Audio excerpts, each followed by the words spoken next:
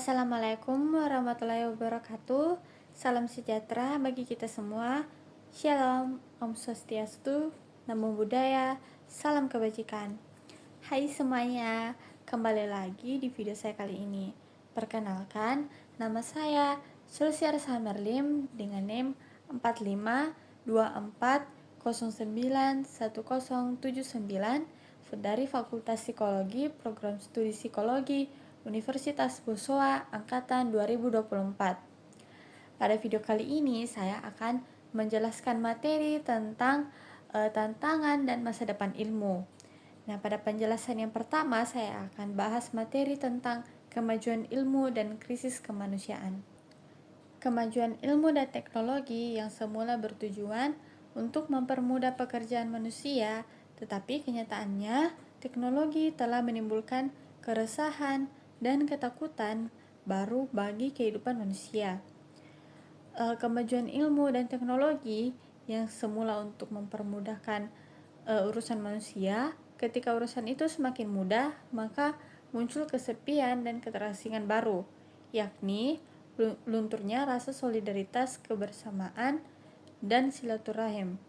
Contohnya, penemuan televisi, komputer, dan handphone telah mengakibatkan kita terlena dengan dunia layar. Nah, akibatnya teman-teman, hubungan antar anggota keluarga renggang dan satu sama lain asik dengan layarnya masing-masing. Ternyata teknologi layar mampu membius manusia untuk tunduk pada layar dan mengabaikan yang lain. Jika manusia tidak sadar akan hal ini, maka dia akan kesepian dan kehilangan sesuatu yang amat penting dalam dirinya, yakni kebersamaan, hubungan kekeluargaan, dan sosial yang hangat. Kalau pengaruh teknologi yang demikian semakin dalam, maka dia tidak sadar dari kebutuhan yang sebenarnya.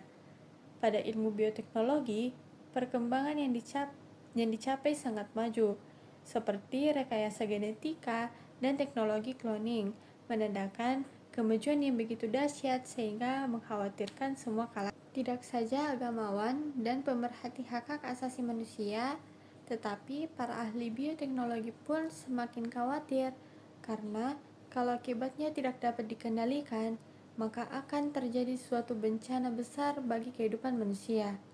Contohnya, rekayasa genetika yang dulunya diharapkan untuk mengobati penyakit keturunan seperti diabetes, sekarang rekayasa tidak hanya untuk tujuan pengobatan, tetapi untuk menciptakan manusia-manusia baru yang sama sekali berbeda, baik dari segi postur fisik maupun dari sifat-sifatnya.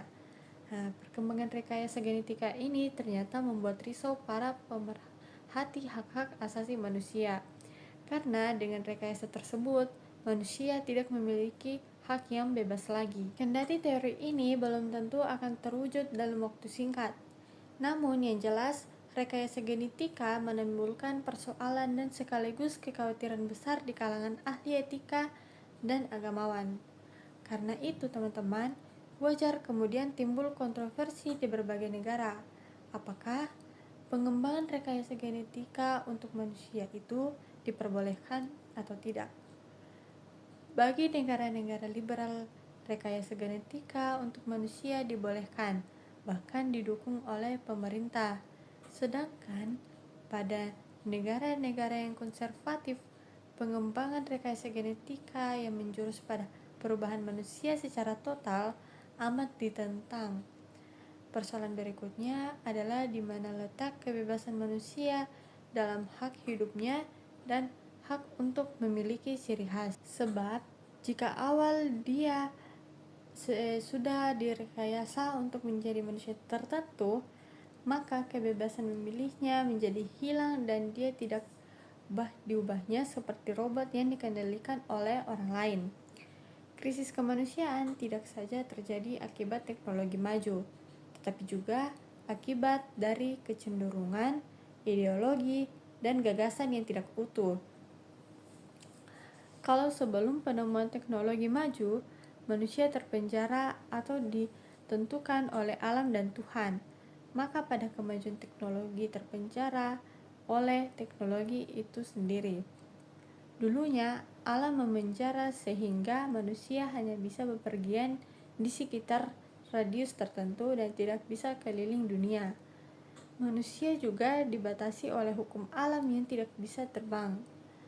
Namun, sekarang keterbatasan itu dapat diatasi dengan teknologi, teman-teman.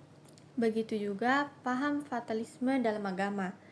Manusia dibatasi oleh kehendak mutlak Tuhan setelah ditemukan kemajuan teknologi yang begitu hebat. Ternyata, tanpa disadari, teknologi itu pun memenjarakan manusia, teman-teman.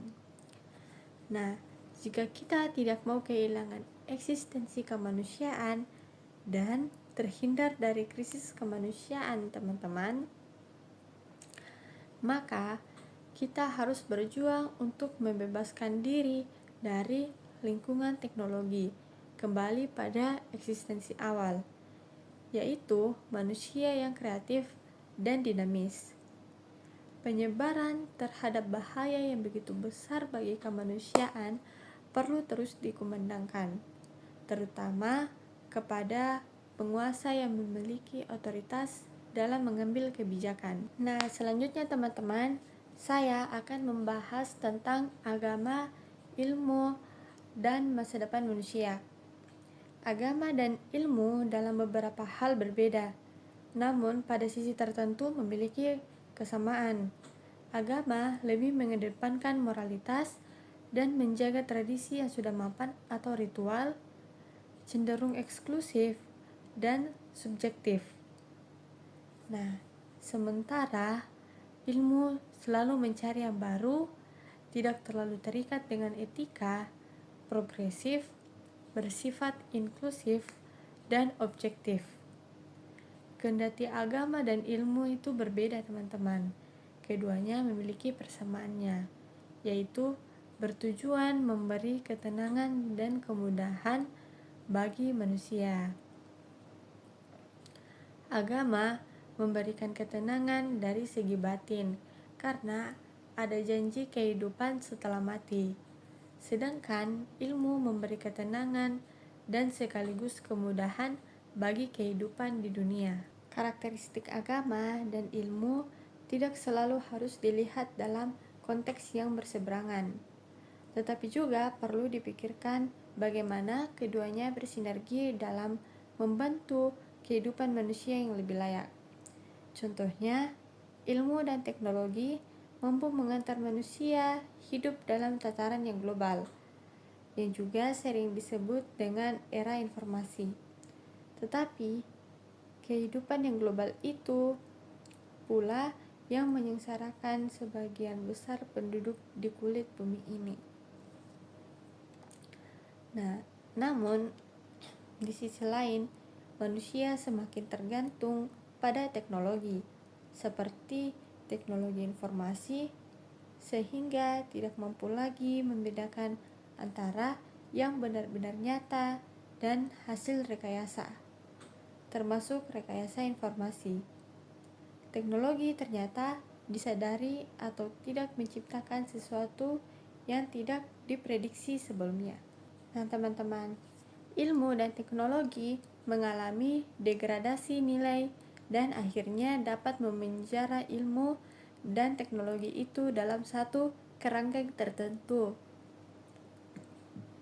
Jelas bahwa di satu sisi teknologi menjadi penjara bagi manusia.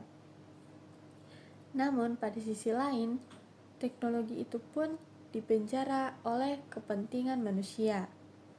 Teknologi layar seakan-akan telah memenjarakan manusia karena dia tidak bekerja kalau tidak ada komputer ataupun handphone. Sebagaimana ilmu dan teknologi, agama mendapat tantangan dari rasionalitas manusia yang telah membuktikan diri mampu mengubah penampilan dunia fisik. Semangat yang berlebihan dalam beragama justru akan merugikan dan merusak makna agama itu sendiri. Di pihak lain, religiusitas tidak dapat direalisasi secara paksa karena hanya akan memuaskan perasaan manusia belaka. Nah, yang jelas teman-teman, Konsep agama tentang hari akhirat adalah salah satu ajaran yang penting, tidak saja dari aspek teologis, tetapi juga psikologis dan historis. Nah, baiklah teman-teman, demikian video penjelasan saya dari materi tentang tantangan dan masa depan ilmu. Mohon maaf bila ada salah kata dan mohon maaf bila penjelasan saya kurang dimengerti. Dan terima kasih karena telah menonton video penjelasan saya. Sampai jumpa di video saya yang selanjutnya. Assalamualaikum warahmatullahi wabarakatuh. Shalom. Bye-bye.